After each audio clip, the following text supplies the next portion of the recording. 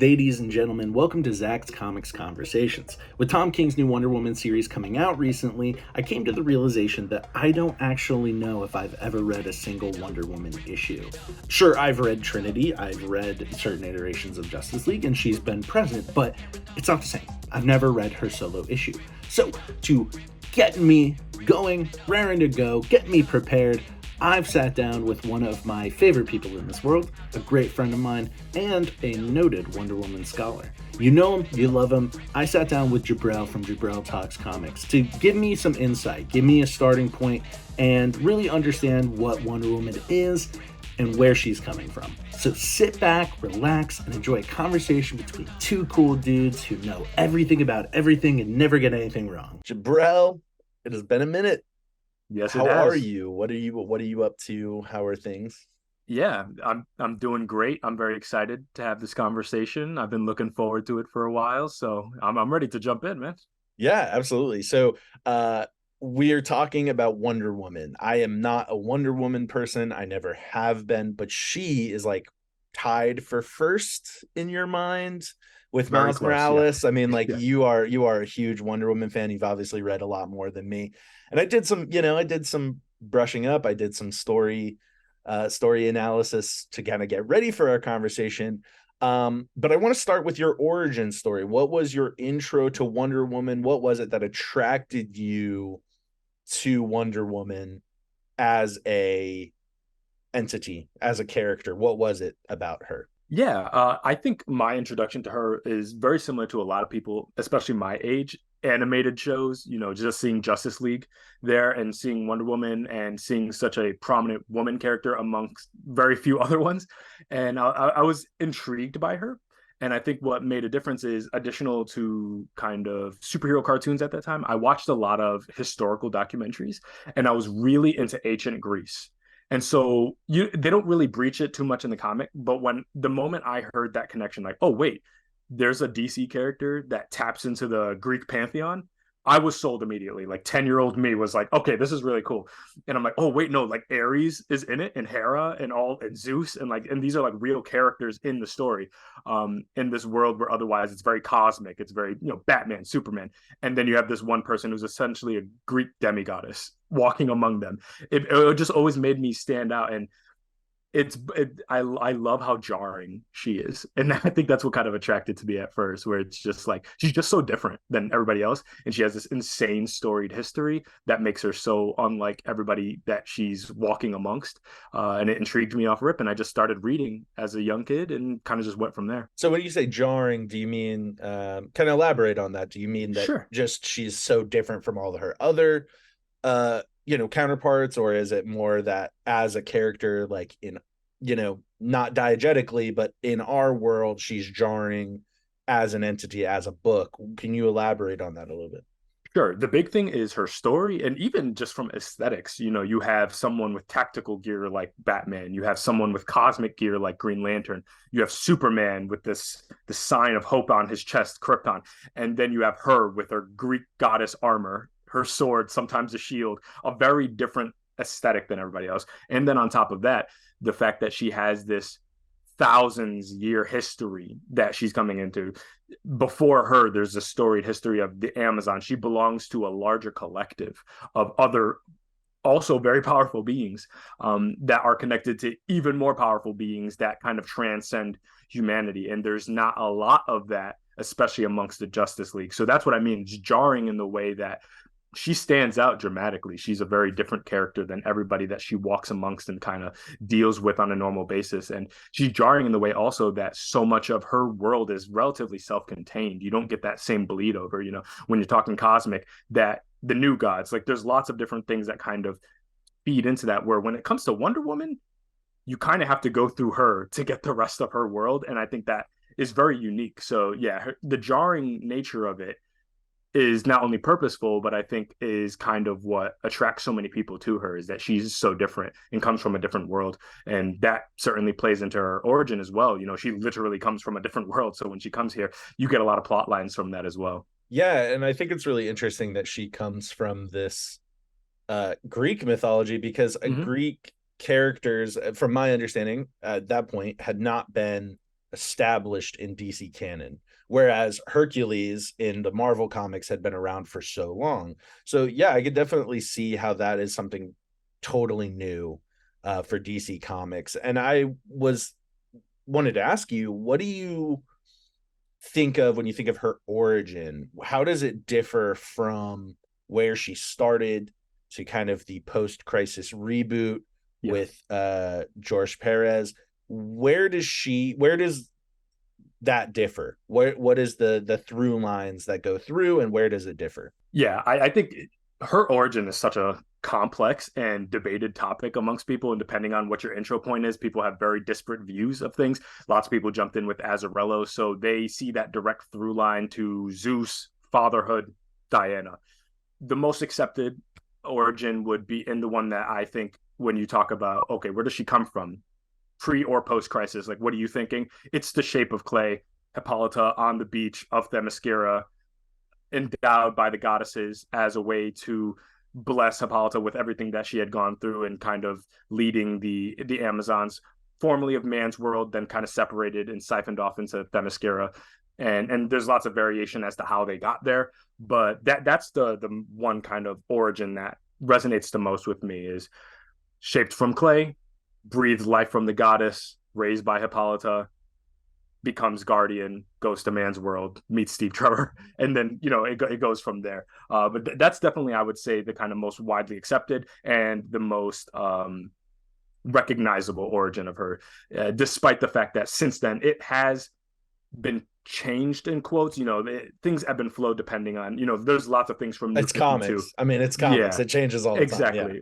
What is canon from New 52 versus what was a misunderstanding? It depends on the writer and who chooses to use that going forward and who chooses not to. But yeah, I would say the shaping of the clay is probably the most widely accepted and understood origin of her. Yeah, and I think it was really interesting to read. I had admittedly, I'd never really read a Wonder Woman comic. I've read things she's featured in. I read Trinity when Rebirth happened. So she was there, but it's never been like my cup of tea, right? It's Yep. never been a character that I've given much attention to. But as I'm reading, like, I actually am really enjoying her stories. She's actually my mom's favorite character, like comic book Oh, character. Not that my mom's super into comic books or anything, but yeah. she just loves Wonder Woman. Back from when Linda Carter was Yep. Wonder Woman in the 70s. I think that's something that I feel I should give more attention to. So it is really interesting when you read that first issue of the post-crisis reboot from 86 that a lot of it is basically just a Greek history Yep. of the Amazons. I would say probably 80% of that book doesn't even feature Diana. Yep. And then you get to it. And I think that that's a really interesting way to tell her story. Do you feel that that's the proper way to tell her story, that you need to understand the Amazons before you can understand Diana? Or is it you can kind of just jump in and figure out who she is, what she stands for? Or is her being Greek, like Greek mythology, is that the key to it that you really need to understand? Yeah, absolutely. To understand, before you ever touch Diana, even down to her name, you need to understand the history that the Amazons in relation to man's world plays and what the gods and goddesses play in relation to them and the purpose at which they're there. Because in many ways, Diana is by definition an aberration from the general like modus operandi of what the rest of the Amazons were doing up until that point. It's a big deal when she leaves and goes back out to man's world.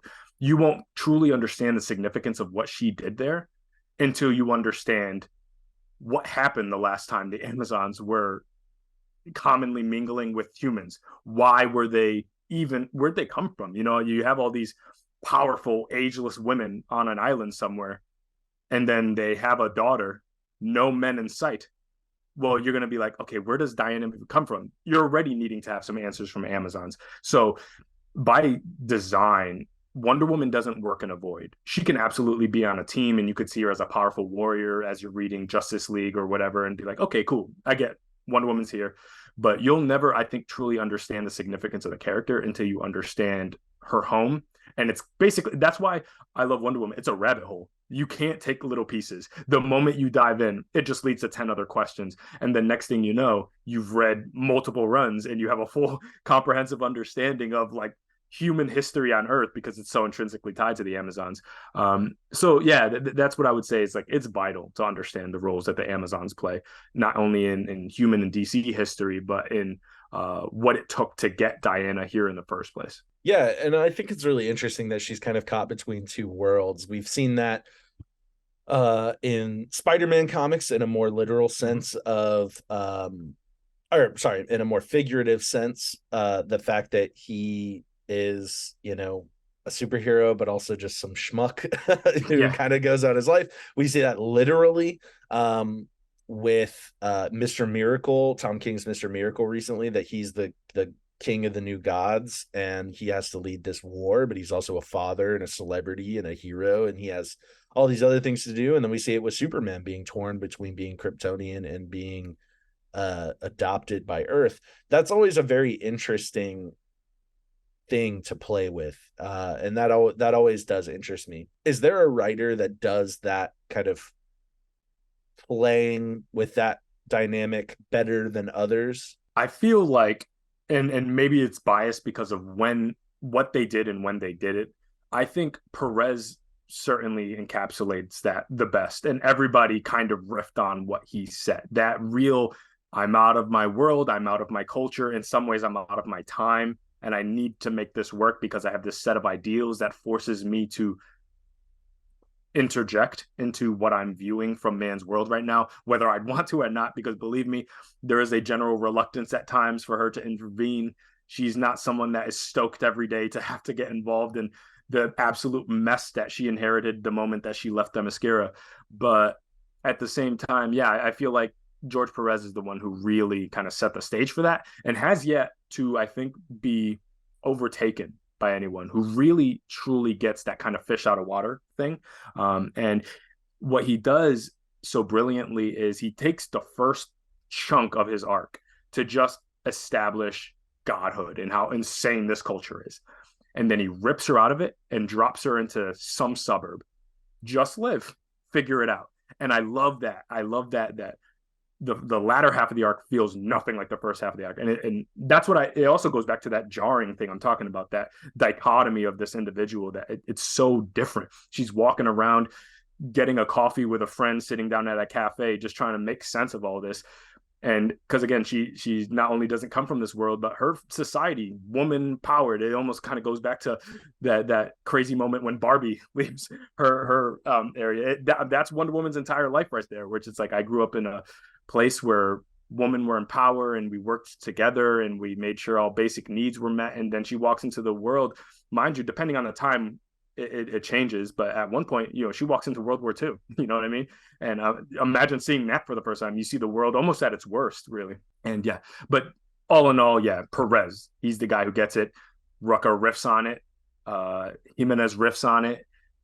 Gail Simone riffs on it. But I think Perez kind of set the standard. Yeah, I mean, he set the standard for a lot of things. He is a legendary artist, and he is in this run co-writing the story, but it does feel like it's more him than anything else.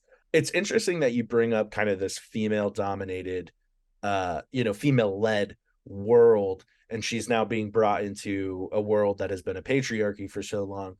What do you feel are the real world connections between Wonder Woman and how she deals with this patriarchy and this world that's been predominantly run by men, and dealing with the juxtaposition that she comes from a world where women dominate?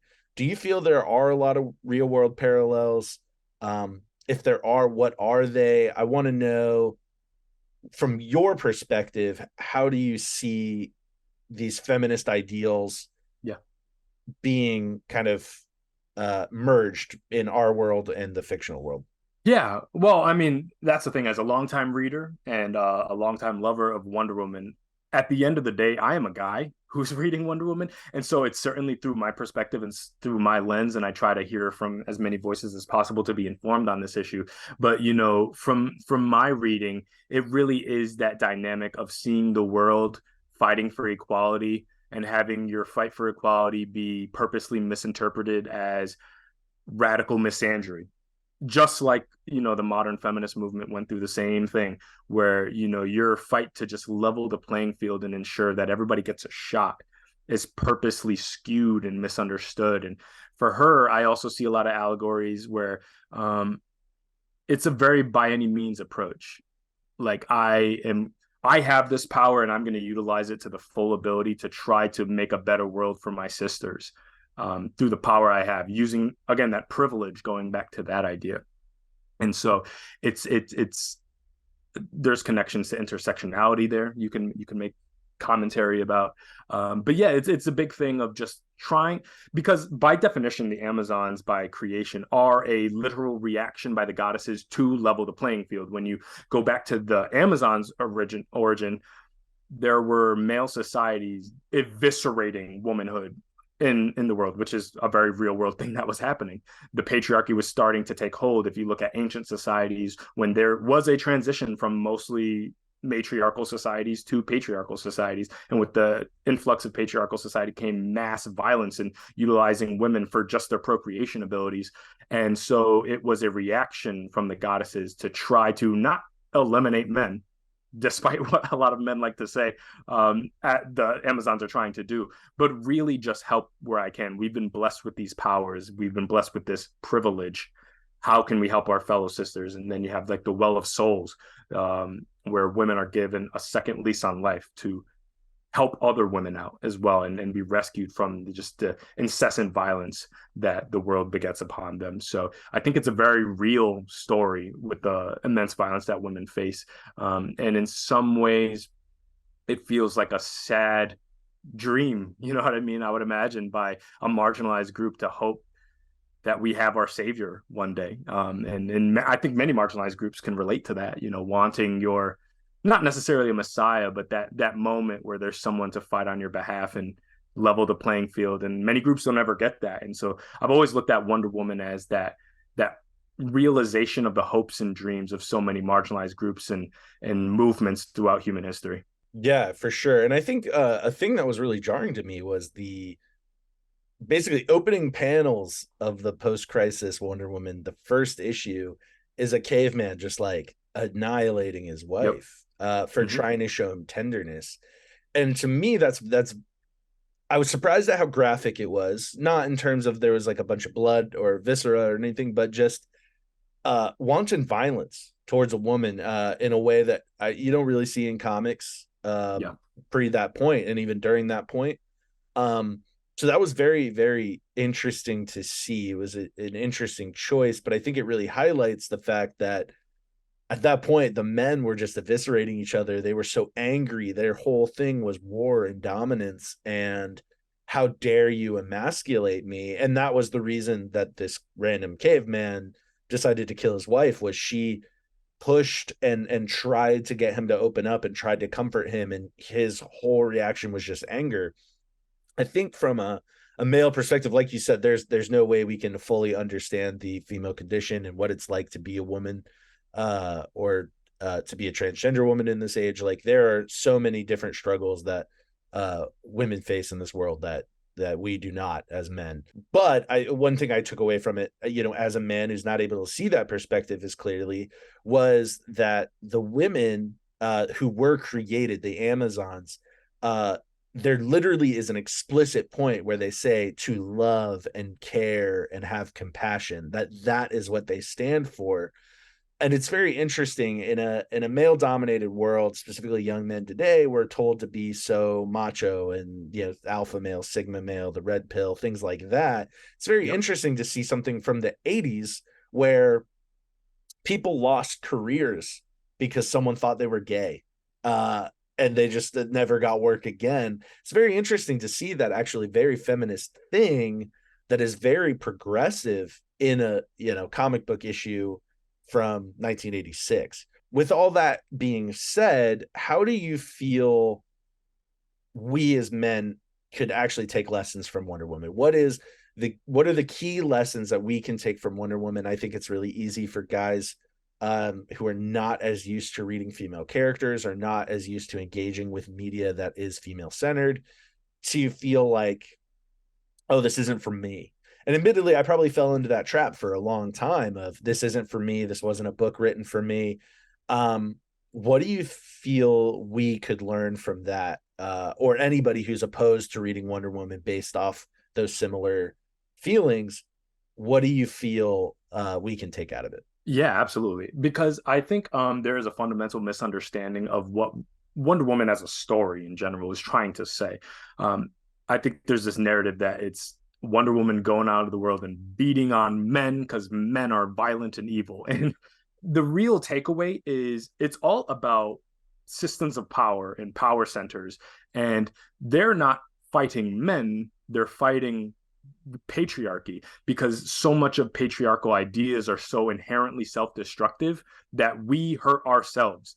When they look at man's world, they see immense violence against women, but you know what they also see? Men killing men, men destroying their own world, their own creation, their own systems. It's destructive inherently. And that's why they structure Themyscira so differently, where it's like, it's not that men are incapable, is that these ideals that we've put on ourselves have not only hurt women dramatically, but hurt ourselves constantly. And so I recommend, anybody who's kind of looked at Wonder Woman and say, like, I really don't think it's for me. If you have a vested interest in just the human struggle, being better to your fellow human, I think you could get amazing insight into what that looks like. When I look at those early panels where it's showing that kind of ridiculous violence for violence sake, what you're not only seeing is a man hurting a woman, but a man going through a mental struggle that he's kind of subjecting himself to. He can't help it. The society he exists in puts so much pressure on him to be this, essentially a chisel. That's what men are often formed into, is just a hammer, break, slam, destroy, conquer. And before a woman is ever hurt by that, it hurts men ourselves. And so I think you can learn a lot about yourself by reading about a woman who isn't from a society like that, who is a woman from a society who is fundamentally structured in a way to not be that, to not simply make the mistakes of the world that they were born into, but to improve upon it and to be the caring, loving, supportive society that we all could benefit from. You know what I mean? Like, and so that's kind of like my main takeaway of it, for sure. Yeah, and I think it's really interesting that you brought up that it's a mental struggle, because as a man, in today's America, you grow up and you're told you have to be aggressive, you have to be strong, you have to be a hammer, you're a tool for destruction, you're a weapon. And the reality is strength is often quiet. There's a quiet strength about being a man, and being a real man is being kind, being caring, being compassionate, taking these lessons from the Amazons to be better. And I think that's really interesting that you touched upon that, because that is something that definitely stuck out to me, is that we're not just unchecked aggression. We are so much more complex. We don't have to feel just anger or excitement as emotions. We can feel hurt, we can feel embarrassed, we can feel shameful, but we can feel warm, we can feel care, we can feel all these things and be loving fathers and be doting uncles, and we can be caring good pediatricians and doctors and child social workers and working for child services. Like I think a Wonder Woman, I've really become like a Wonder Woman truther now, that it's really like opened my eyes to see a lot of these same struggles that men deal with today. George Perez is writing about in 1986, using Wonder Woman as a way to kind of get men to open up a little bit. It does feel fairly progressive in that regard. So we were talking off camera about kind of the origin of Wonder Woman, and we did touch on her post-crisis origin, that was kind of the widely accepted canon. But we talked about that the origin for Wonder Woman, especially at the time, was actually fairly progressive. Would you mind going through that? What is that origin? Why was it progressive? What themes did it deal with? And how does it relate to the character today? Is there a similarity? Are they kind of night and day? what are the through lines? Absolutely. To truly understand kind of the very kind of progressive origins that she had, I think you have to really understand the author, William Moulton Marston. He was, interestingly enough, man very openly in a throuple at a time where that was not common whatsoever. And he was pretty open sexually about his interest in bondage, for example, and incorporated that dramatically into his work. And so at that time, if you combine all those things, where it was a very open love, and in some ways polyamorous kind of ideals that he injected into a time, we're talking about Comics Code Authority times. We're talking about the craziest thing you see at that time is maybe Captain America punching Hitler, let alone anything, sexual at that time. Him finding ways to kind of cleverly work that in. Now, as a result of that, you end up with a lot of strange Diana bondage situations, for example, and that's 100% a him thing. And at the time, that's him trying to find a way to work in ideals that were super frowned upon at that time. And so that's kind of where the progressive comes in. Not to mention, he was very open about the fact that, hey, Wonder Woman is from a place, Paradise Island originally called, that is filled with warrior women, not a man in sight. And so there was kind of an implied level of high lesbianism happening on the island as well. And that's something that was explicitly shown much later on, but it was alluded to for many years, for those intro decades. And so, yeah, Wonder Woman in many ways served as the average American's first introduction to ideas of polyamory, lesbianism, sexual openness, feminism in comics, in a way that almost no other title was even coming close to. Was William Moulton Marston perfect at it? Sure wasn't. He put a lot of his own feelings and own sexual proclivities into there, and you could take it or leave it. And hey, if you want to know what that looks like in a modern context, feel free to read Wonder Woman Earth 1 by Grant Morrison, who very literally takes a lot of those same pieces of imagery, injects it into a modern context, and it's weird and it's jarring because that's what it would look like put into a modern context. But yeah, it is a very interesting thing that it's like he was decades ahead of his time. No one was being that open about their own feelings and what their own ideals were in some ways of a society at that time, where you know classic nuclear family households were the only thing that could be comfortably depicted in comics. He found a very clever workaround by making her from this other place. Believe me, if Diana was from some random place in Ohio and had lesbian moms and just happened to become a warrior because she wanted to fight the patriarchy, that would have never seen a printed press. But he found a clever way to do it. Like, she's from this other place. Aren't they weird? Wink, wink. But secretly, he kind of injected his own ideals into there, which I think is very interesting at the very least. Progressive in the 30s and 40s is somehow regressive now. Because I think it's really easy for us to look at, in the modern context, to look at bondage, BDSM, submission, looking at those situations, being in a throuple, just polyamory in general, and then a whole island called Paradise that's just full of women. And it does feel very male gazy. It feels very male fantasy. And so looking back on it now, being more progressive than even the progressives in the 30s and 40s, it is very interesting to look back at those concepts and go, it was subversive at the time. Now it's a little weird. But one of the things I really love about like the new Hollywood, which was the mid to late 60s and through the 70s in Hollywood, was there was all this subversive anti-authority consensus that people were talking about sex, they were talking about violence, they were talking about real world things and turning them into a different context. How do you feel Wonder Woman has been subversive post-crisis? So we'll call it post-crisis to now. Are there things that Wonder Woman has done to be subversive, to be a little edgy, to change how we view comics and how we view Diana? Absolutely. Well, there's been a couple ways I think they've done it, especially post-crisis. One thing that George Perez, I think, in many ways kind of did immediately was made explicit what was alluded to for many years. So, for example, a lot of the lesbian relationships that you could have put two and two together to see were explicit for the first time ever on Themyscira. They date and are involved sexually with each other, period. Take it if you don't like it, sorry, don't know what to tell you. And that was a big deal. You know what I mean? Like you go into comics, the amount of homosexual and just non-heteronormative couples that you even saw in comics was a handful.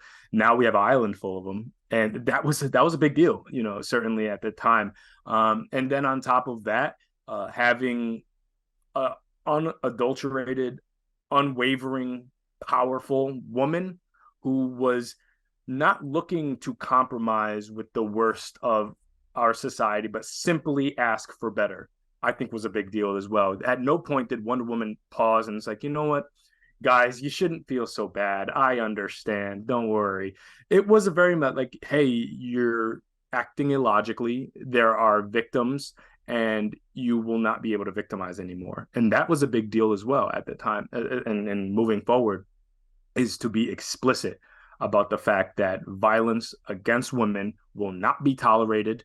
And it's not going to be this simple BS plot device that was used so frequently onwards to further a man's struggle, where, like to motivate the main protagonist, I'm going to see this person get assaulted and, oh, that really works me up. And now I'm going to be motivated to fight back against the bad guy. It was no longer that case where, though it wasn't perfect, they made some choices that even I, reading now, certainly don't love. And even as recent as the 90s, they were making choices that were really not great and in many ways regressive.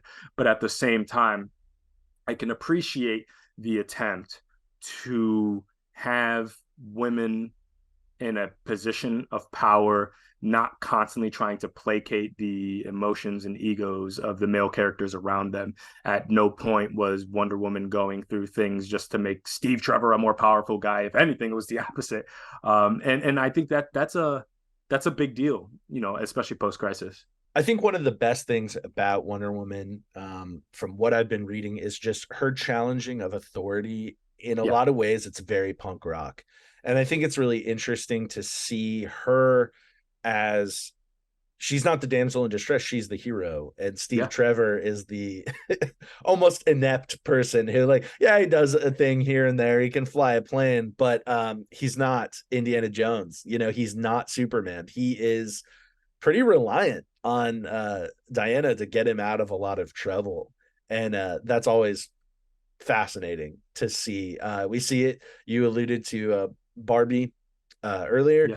You see it in Barbie, where Ken is just kind of this comedic relief, and he has an arc. Yeah, they give him an arc, but it's very interesting to see that he's there. He's the one getting in trouble. He's the stupid one. Whereas, historically speaking, people often, when making media, they kind of portray women as ditzy, especially blonde women, just submissive. Good thing you're pretty. Haha, It's really, really cool to see Wonder Woman stand up and be that kind of hero, be that idol for young women to be able to emulate and realize you are strong, you are powerful, your strength comes from care, compassion, and not lowering yourself to make someone else feel good.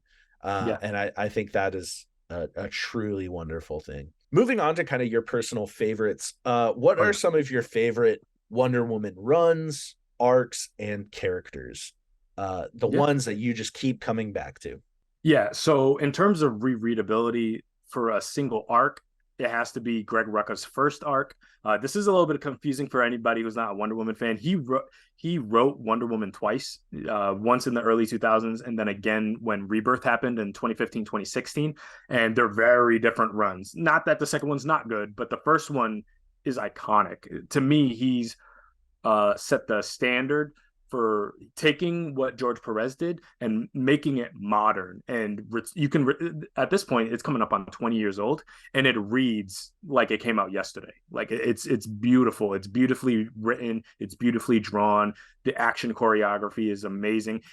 easy read because it utilizes a lot more visual storytelling, which is something that I always love a lot. That's why sometimes I have a little bit of trouble with Silver Age stuff, where it's so explicit and just dialogue and exposition, where I can appreciate. I'm a very visual guy. I love art. That's why I love variant covers as much as I do. And Greg Rucka, I feel like, was the first one to really take advantage of that. And it was certainly something that was happening in that time, the late 90s, early 2000s, where they wanted to experiment with a lot more unconventional paneling and just telling a story without having to have a giant text block at the top telling you what's happening. And Greg Rucka, yeah, I got to go back to him constantly. There's also people like Gail Simone, who I also, her huge run fan is of a Gail lot. Simone. Huge fan of Gail Simone. She's an incredible writer to begin with. So in terms of just writing, like the ability to put pen to page, she's probably the best writer I've ever read on Wonder Woman, probably.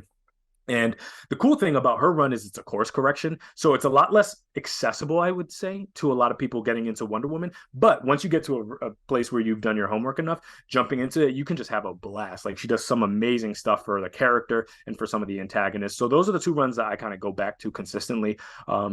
Perez is great, but it's definitely more like iconic homework reading. It's not something I want to go back to constantly. Maybe like War of the Gods as like an event and stuff like that.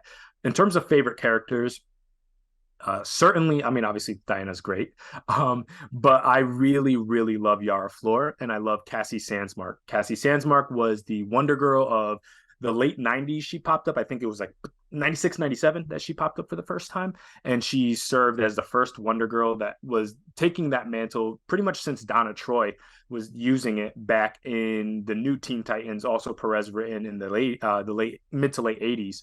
And so Donna Troy held it down for a while, and here comes Cassie Sandsmark with a very different background. She had a very different personality. She was one of the first. She's very bubbly. Yes, and she didn't have that stoicism and seriousness that you would see a lot of times from Diana and Donna, which, again, because it's that fish out of water thing. They're trying to suss out situations. They come from a very serious culture, where Cassie was just the girl raised in America like everybody else, and she ended up finding out that she has this insane background, and she was able to be take the mantle and be part of a team and just have a very different personality. And she, to me, kind of opened up the floodgates to have Wonder Woman characters or part of that family, kind of like there's a Bat family. Believe it or not, there's a Wonder Woman family as well. And she was the first one, I think, to have that massive personality change. Like, just because you come from the Themyscirian Pantheon world, you don't have to talk like you're from 200 BC. You know what I mean? And very Cassie, true. Yeah, Cassie laid down the work for a Yara Flor to pop up much later. And then the resurgence of Nubia, another character who certainly has a lot of those old tropes, but is almost the encapsulation of the commanding feeling that Diana has when she goes. Imagine that encapsulated as a beautiful, powerful Black woman of the Amazons. Like, it's incredible. So yeah, there's just so many to choose from, but certainly it's Cassie, it's Yara Flor, and it's Nubia for me. I love that you brought up Yara Flor. That was her introductory Wonder Girl series was a thing that I read. You told me it was pretty much required reading. And I'd be lying if I said I didn't want to read a series about a beautiful Brazilian woman who kicks ass. I mean, why wouldn't you? Right. I think Yara Flor is such an interesting character, and I'm so grateful to you for telling me to read that series specifically as like required reading, because she is fantastic. She's a ton of fun.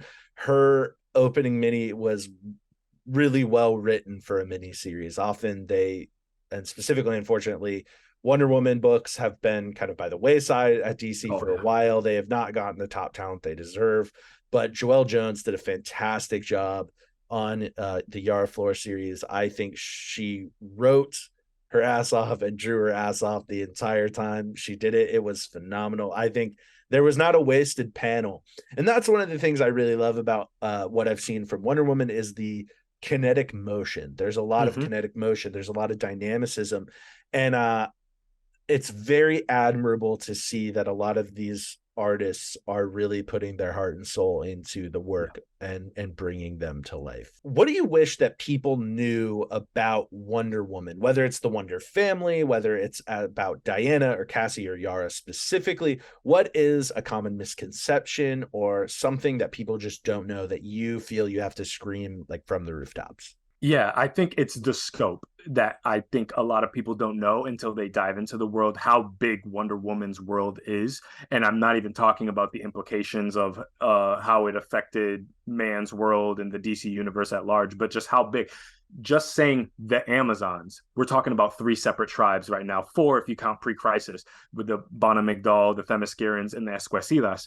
We're talking about a worldwide society with very different origins. You can spend a whole podcast just talking about how the Bana Migdal came to be and how Diana intersected with them, and Faruka, their leader, and the role that Artemis plays. These are characters we can get lost in and never mention Wonder Woman. Same thing with the Esquecidas, a whole different background. We don't even know how they got some of the powers they have. That's what I mean. It's so wide, the birth of it. And I think people usually, when they think the Wonder Woman, when you say the Batman world, you have his rogues gallery, you have the entire Bat family, you have Gotham and all that. That is, people know that there's a level of depth there. But when you say Wonder Woman, because there's no one city to attribute to, like she kind of is a worldwide hero. Sure, she comes from Themyscira, but she kind of bounces around. People kind of think it kind of begins and ends with her. And the reality is it's a lot wider, a lot bigger, a lot more implications, and a lot more players than you think are there. It's not just her small circle of, Etta Candy and Steve Trevor and, Cheetah. It gets a lot bigger than that, of people who are living their own lives and doing their own things, kind of unrelated to Diana on a moment-to-moment basis. And I just recommend people check it out. You can go into the Yara Flor world and intersect with Wonder Woman a lot less than you think. If you just want to read about Brazilian Amazons doing really cool things, you can do that. If you want to read about the Bana Migdal, people who are not siphoned away on an island somewhere and they're actually kicking ass in man's world in the trenches with us, you can do that. And if you like the otherworldly stuff, you have Nubia, you have the Themyscirians, and then you have Diana doing that. And so there's so many endpoints that I recommend people kind of check it out and see what you like. I think one of the things I really love about shows like Avatar: The Last Airbender with like the world building is that every single tribe or people group represents a different place. Yeah. Whether it was, not necessarily in universe, obviously there's no Koreans or Chinese or Japanese in the world of Avatar, but all their martial arts, all their cultures, all their architecture, their customs were all taken from these different cultures and these different places. And that's one of the things I really, really admired about the Wonder Woman books I've read so far, is that you have these groups of women and these groups of warriors that represent different places. I can obviously place the Themyscirians as Greek. I can place the Esquicitas as being Amazonian, literally and figuratively from the Amazons. Where are the remind me how to say it. Bana Migdal, the Bana Migdal. I was gonna say it that way and I didn't want to butcher it, and I ended up butchering it anyway. Where are they from? The closest analog would be Egypt. Now, they don't go back to the ancient Egyptian days, but they are housed in current modern Egypt. The interesting thing about them is that they are a group of Amazons that are often just highly trained humans. They don't have that immediate God interference, so theoretically, if you are a woman that is tired of the way society's going and you highly train yourself, you can use a combat and challenge someone and join the Bana Migdal, which I think are very unique to them.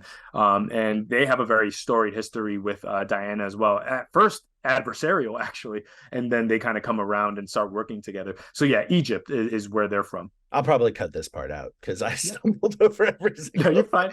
But that's kind of what I thought, but I didn't know they could be Persian as well, because that was also a huge empire. I mean, they're kind of focusing on these giant people groups. So it's been really great talking with you about Wonder Woman, getting to know a little bit. We are gonna have to do a part 2 because there are so many other things I have not gotten to even ask. So let's finish off. What does Wonder Woman stand for? What does Wonder Woman mean to you? What's her main ideal? When you look at Superman, it's really easy to say He's an all-powerful being who chooses to do good despite having all the power to be selfish and be prideful and be a dictator. What does she mean? And when you read her, what do you see? What is her main mission, and what resonates to you? Yeah, for me, it's all about, in one word, summarized, equality, giving the marginalized a shot. Despite the fact that she could ignore this issue, oftentimes I think when we're looking at the real world analogs, not all of us are part of every marginalized group, and you can oftentimes turn a blind eye to people who don't share the exact same struggle as you. So it's really someone looking at something and seeing the injustice and choosing to act on it and not ignore it.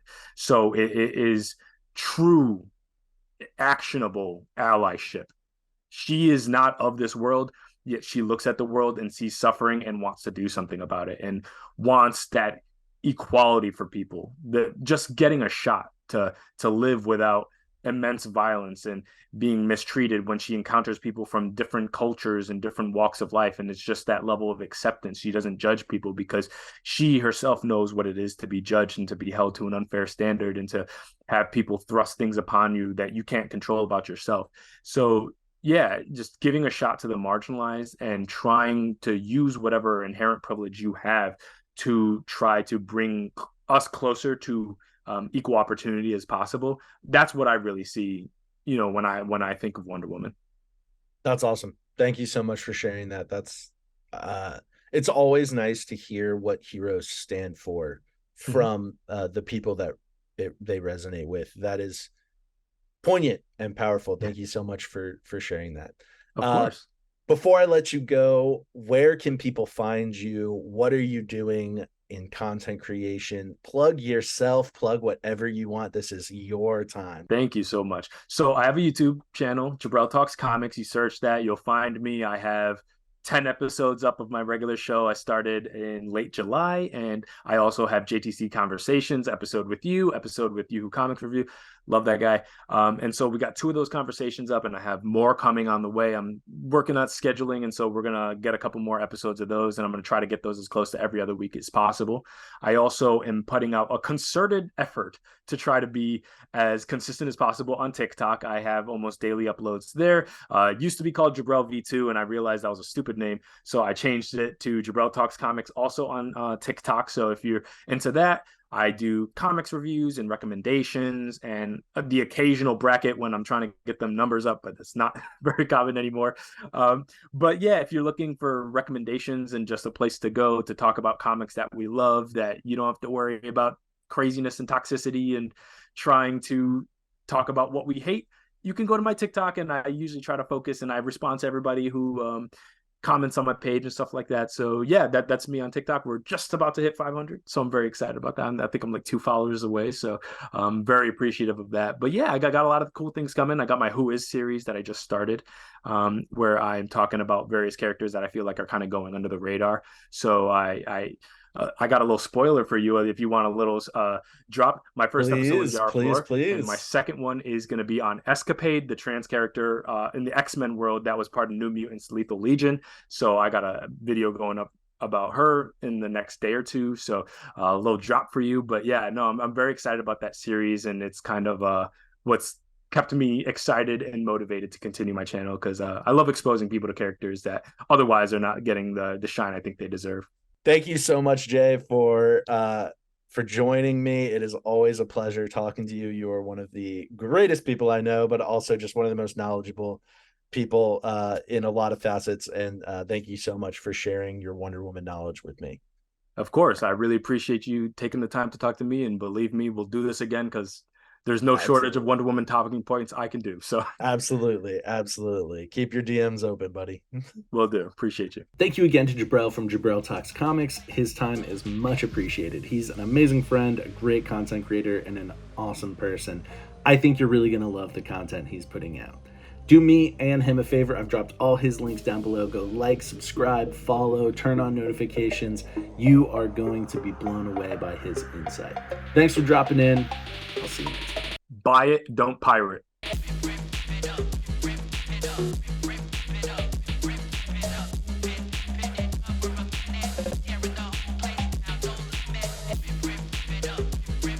Bye.